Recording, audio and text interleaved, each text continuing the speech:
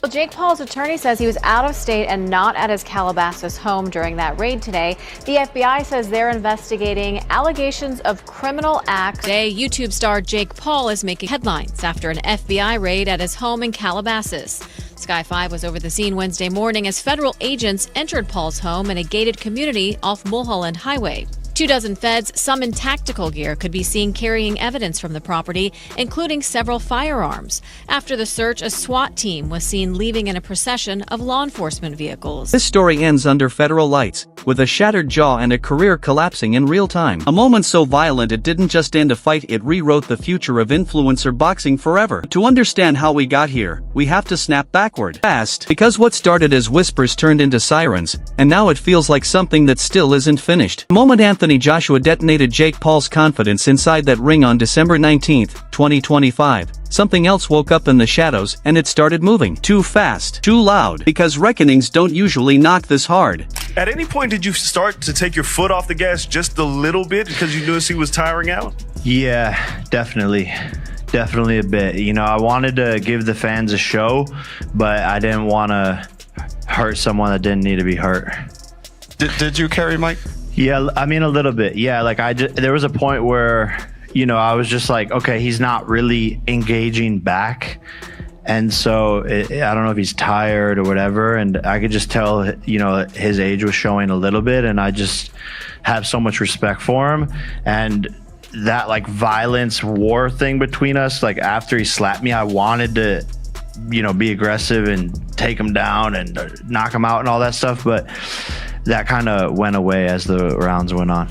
It happened exactly how the skeptics warned, but worse, darker, messier, because this loss wasn't just a loss, it was a trigger, a signal flare telling everyone watching that the house of cards finally shook hard enough for people to start pulling threads. And once those threads snapped, federal agencies didn't stroll in, they kicked the door down. Overnight, jokes became sworn statements, memes became evidence, and the era of Jake Paul stopped feeling loud and started feeling fragile. But rewind with me. Back when calling these fights scripted got you laughed at, and strange timing, soft exchanges, and awkward pauses were brushed off as entertainment. The curiosity never disappeared, it mutated. And over years, it became a pressure cooker of slowed footage, suspicious moments, and opponents who looked less like fighters and more like choreography partners. People didn't walk away. They stayed, because something felt off, and leaving felt like missing the moment it all finally cracked. Paul versus Mike Tyson was 100% scripted. Mike Tyson repeatedly bit his boxing gloves throughout the fight. When fights are scripted, fighters do weird gestures to signal that they're hurt. It's very possible Mike Tyson was biting on his glove to tell Jake Paul to calm down. Now, if that's not enough proof that this fight was scripted, in the middle of the fight, Mike Tyson is literally talking to Jake Paul while they are clinched. Then the Tyson fight blew the door clean off. Not with one moment, but too many. Gloves biting again and again like a nervous tell. Whispered words in the clinch that didn't sound like trash talk. Referee cues that felt timed. Suddenly the theory wasn't abstract anymore. It was mapped, logged, written round by round like someone already knew what was coming. And when that script leaked, the air changed. Disbelief turned into fear of what else might exist. And here's where it gets dangerous. Because the script wasn't perfect. And imperfection suggests improvisation. Someone going off book. Control slipping. And when control slips at that level, with that much money involved, you have to ask who benefits. Because someone is lying. And we're not even at the worst part yet. That's definitely a crazy fight because of the weight differences.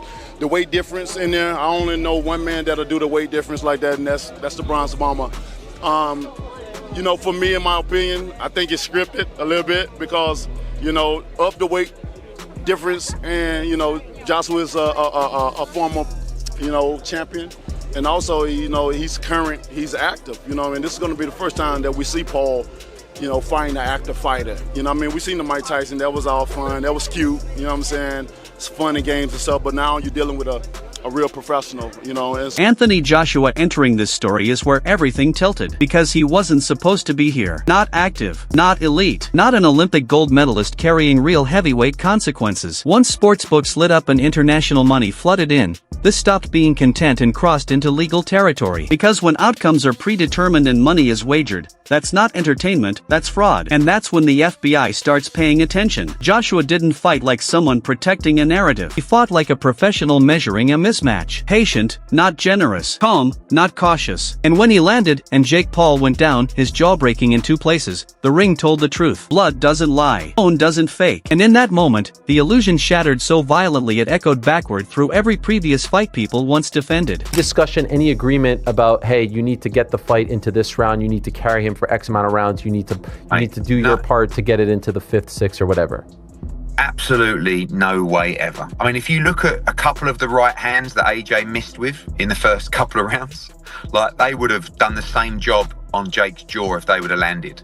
And Jake did very well to avoid them. So I always said going into the fight, AJ's not the kind of guy that's going to come out like a train, just start swinging away. He's going to take his time, and that's what he did. You know, the fight definitely went a few more rounds than anticipated from Anthony, but it's like even now, it's like, yeah, it was definitely a fix. Some guy commented today on one of my posts, yeah, it was definitely a fix. I go, you do know that he's broken his jaw in 2 places. Now listen carefully, this is one of those moments you'll want to rewind later. The promoters didn't deny the accusations the way you'd expect. They didn't laugh. They didn't say impossible. Instead, they pointed to investigations as proof of innocence. And that's strange, because only someone who understands how close the line is talks like that. It sounds like fear of what digging too deep might uncover. After the knockout, after the surgery, after the forced honesty of admitting defeat, the pivot came fast. Rebrands, lawsuits, threats, silence mixed with loud denials. And that's when the paranoia exploded online. Because every response felt defensive instead of confident, managed instead of explained. And that's when you start asking, who told who to stop talking? What's gonna look like after his boxing career? People think I do steroids and all this shit, so I have a plan. Because I think it's fucking bizarre. That's like the only excuse they can come up with is like rigged fights. Jake Paul does steroids. So after boxing, I'm gonna do a cycle of steroids to show people what Jake Paul on steroids actually looks like, because I want to shut people the fuck up. Now add PED suspicion to the fire. Sudden mass gains without speed loss. Heavyweight size with cruiserweight movement. Refusal of stricter testing. Deflection instead of transparency. And when his own words about doing steroids later just to prove a point resurface, it doesn't clear anything, it poisons it. Fighters who are clean don't joke like that. They don't dangle it. And someone clipped that moment and saved it for a reason we haven't seen yet. Online communities didn't create this collapse, they documented it, slowly, obsessively, building timelines that suddenly matched reality after Joshua. And when analysts and casual fans start agreeing at the same time, that's when belief dies. Because once the audience stops suspending disbelief, the show is over. And Jake Paul without belief is just another guy who can get hit. Paul's career in any talk of that sort, of anything to do with the fight being anything but a real fight that has exactly the same situation as any professional fight. And that's exactly the same thing here for the Anthony Joshua fight. It's just beyond mind-blowing that people would think that. Anthony Joshua was on record saying that if he didn't finish him in the first round, that would be disappointing, that it would be a failure.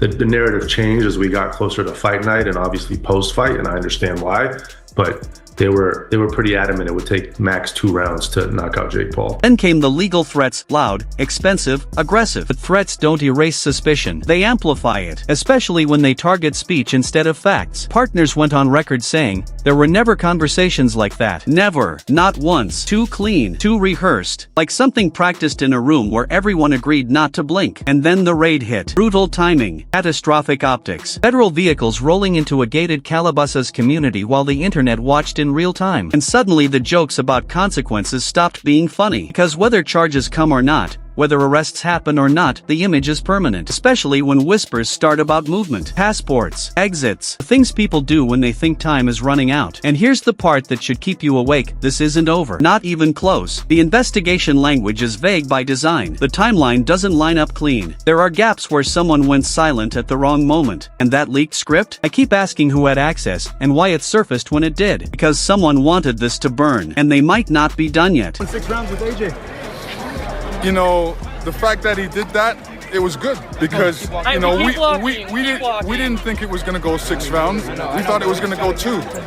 So the fact that he made 6 rounds is an accomplishment for Jake Paul. Was there anything that stuck out with you from the fight?